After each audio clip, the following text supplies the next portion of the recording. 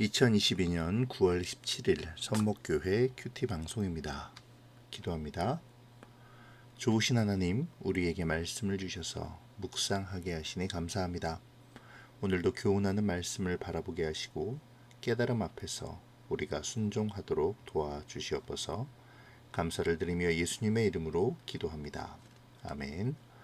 오늘 묵상할 말씀은 고린도전서 10장 14절부터 22절입니다. 그런즉 내 사랑하는 자들아, 우상 숭배하는 일을 피하라. 나는 지혜 있는 자들에게 말함과 같이 하노니 너희는 내가 이르는 말을 스스로 판단하라. 우리가 축복하는 바 축복의 자는 그리스도의 피에 참여함이 아니며 우리가 떼는 떡은 그리스도의 몸에 참여함이 아니냐. 떡이 하나요 많은 우리가 한 몸이니 이는 우리가 다 한 떡에 참여함이라. 육신을 따라 난 이스라엘을 보라. 제물을 먹는 자들이 제단에 참여하는 자들이 아니냐? 그런즉 내가 무엇을 말하느냐? 우상의 제물은 무엇이며 우상은 무엇이냐? 무릇 이방인이 제사하는 것은 귀신에게 하는 것이요 하나님께 제사하는 것이 아니니 나는 너희가 귀신과 교제하는 자가 되기를 원하지 아니하노라. 너희가 주의 잔과 귀신의 잔을 겸하여 마시지 못하고 주의 식탁과 귀신의 식탁에 겸하여 참여하지 못하리라. 그러면 우리가 주를 노여워하시게 하겠느냐? 우리가 주보다 강한 자냐? 아멘. 오늘 본문은 우상 숭배를 피하라는 말씀으로 시작합니다. 바울은 앞서 피할 수 없는 죄나 시험은 없다고 강조한 후에 이 말씀을 가르쳐 주죠. 바울은 우상에게 바쳐진 음식을 먹을 수 있느냐 없느냐 하는 문제의 질문에 답하며 고린도 교회가 우상 숭배의 유혹에 강하게 끌리고 있었음을 간파했을 것입니다.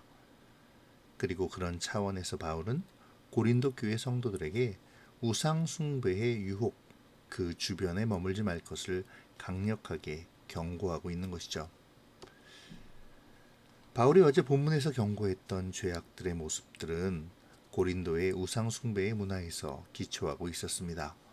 고린도는 각 지역의 사람들이 몰려드는 상업의 중심지였기에 로마의 여타 도시들보다도 훨씬 더 많은 우상들과 그들을 섬기는 신전들이 몰려 있었죠. 그러므로 그들을 섬기는 제사들이 마치 축제처럼 줄지어 이어져 왔습니다. 특히 고린도에는 미의 여신인 아프로디테를 섬기는 신전이 있었죠. 그렇기에 음란함이 그 도를 넘어가고 있기도 했습니다. 이러한 상황에서 그리스도인들이 자신들의 정체성을 지키기는 매우 어려웠겠죠. 우상숭배가 일상인 도시에서 우상숭배를 일삼는 이웃들과 함께 또 그들과 관계를 맺으며 살아가는 동안에 받는 우상숭배의 유혹은 상상을 초월했을 것입니다. 바울은 이러한 상황에 있는 고린도 교회의 성도들에게 우상숭배를 피하라고 가르치고 있죠. 어쩌면 우상에게 바쳐진 음식을 먹는 것도 여기에 포함될 수도 있습니다. 음식을 먹는 것이 직접적인 죄가 되지는 않지만 그것이 매개체가 되어 우상을 섬기는 일이 일어날 수도 있기에 바울은 그러한 위험을 피하라고 말하고 있는 것이죠. 아주 사소한 것이더라도 혹은 아주 보잘것없는 일이라도 죄악으로 인도할 수 있는 위험은 피하라고 가르쳐 줍니다. 같은 맥락에서 바울은 성찬과 우상 제물을 비교하여 설명합니다. 여기서 바울은 성찬에 참여하는 사람들을 가리켜 한 몸이라고 표현하는데요. 그리스도인은 성찬을 통해 예수님과 연합하며 하나님을 섬기는 사람들이라는 의미이죠. 그러한 하나님의 사람들이 우상의 제물을 먹으면 우상을 숭배하는 듯한 마음이 들 수도 있는 것이고 또한 혹시라도 우상 숭배에 빠질 수도 있는데 그러한 꺼림칙한 일을 왜 하려 하느냐라고 바울은 고린도 교회 성도들에게 말하고 있는 것입니다. 우상에게 바쳐진 음식 자체는 큰 문제가 없지만 그것을 먹음으로 스스로 꺼림칙한 마음이 들어가고 자칫하면 우상 숭배의 미혹에 빠질 수 있는 일을 굳이 할 필요가 없다는 것이죠. 이러한 점을 바울은 귀신과 교제한다라는 표현을 사용하며 강하게 강조합니다. 주의 잔과 귀신의 잔을 겸하여 마시지 못하고 주의 식탁과 귀신의 식탁에 겸하여 참여하지 못함을 강하게 선언하죠. 그러한 일이 하나님을 노엽게 하는 일임을 분명하게 가르쳐 줍니다.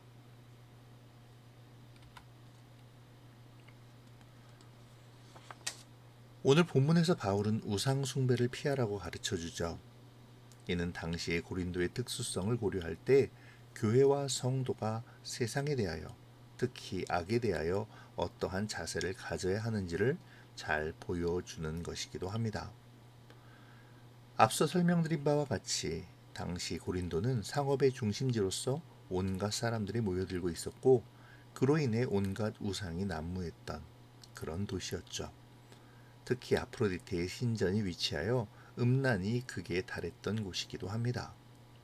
이러한 상황에서 고린도 교회는 그리스도의 몸된 교회로서 신앙의 정체성을 지켜가야 했죠. 그렇기에 바울은 우상 숭배를 피하라고 권고하고 있는 것입니다. 그런 맥락에서 바울은 우상의 제물을 취하지 말라고 권면하기도 하는데요. 우상에게 바쳐진 제물을 먹고 마시며 그들과 교제하는 것은 곧 우상 숭배의 죄에 빠질 수 있으니 그 자리를 피함으로 우상 숭배의 미혹에 빠져 하나님의 진노를 사는 일을 없도록 하라고 권면하죠. 이 시간 말씀을 묵상하며 우리에게 적용해 봅시다. 현재를 살아가는 우리에게도 우리로 하여금 죄로 이끄는 환경은 여전히 존재하고 있죠. 세상은 우리에게 그럴듯한 우상들을 보여주며 이를 섬기라고 유혹합니다.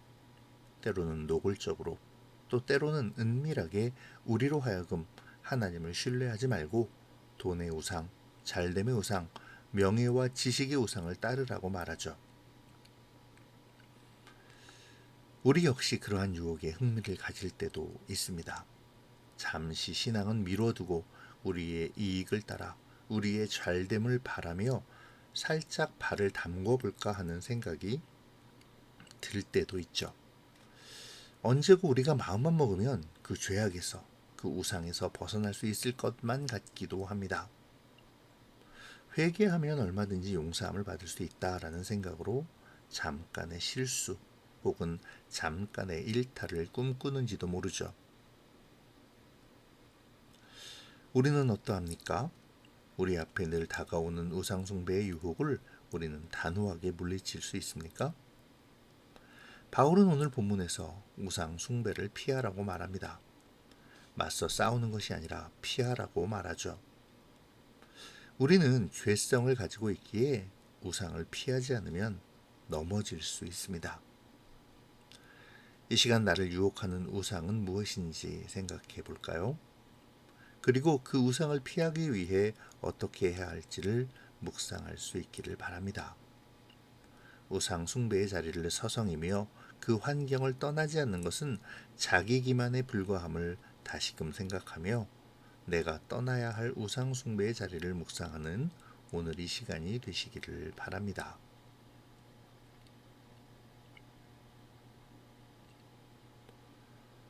교회는 세상에서 구별한 무리들이지만 동시에 세상으로 보냄을 받은 무리들이기도 합니다. 세상에 여전히 있지만 보냄을 받은 성도로서 우리의 삶은 어떠해야 할까요?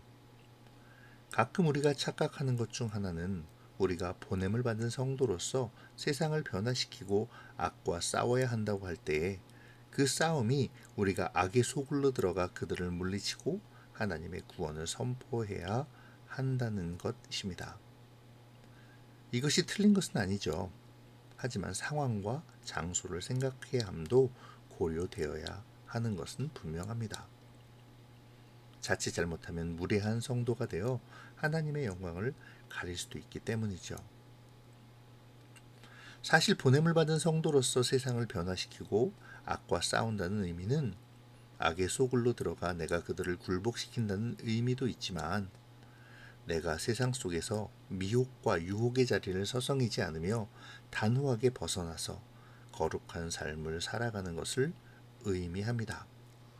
악한 세상 속에서 하나님의 진리를 드러내고 하나님의 영광을 드러내는 삶이야말로 세상을 대적하고 승리하는 결정적인 삶이 되니까 말이죠. 우리는 가끔 우상숭배와도 같은 악한 일에 스스로 들어가 무언가를 나타내려 하는 경향이 있습니다.